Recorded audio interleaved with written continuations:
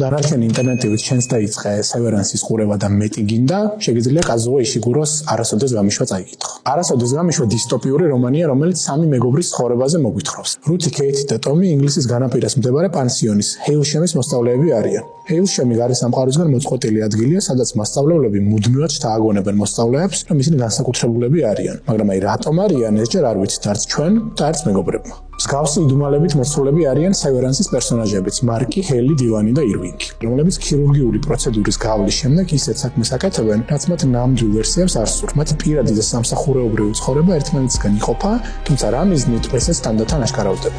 ორივე სიუჟეტში აღწერილია არახუმანური სამყარო, სადაც ადამიანებს აიძულებენ, რომ სპეციალურად მათთვის შექმნილ გარემოში თავიანთი როლების შესაბამისად მოიქცნენ. ბევრს აღარაფერს გეტყვით, რომ იდუმალება არ დავარღვია, მაგრამ ამ ორ ისტორიას იმაზე მეტი აქვს საერთო, ვიდრე ზედაპირზე ჩანს. აიღე არასოდეს გამიშვა საბარიდერის აპლიკაციაში და გაგვიზიარე შენი აზრი წიგნთან დაკავშირებით.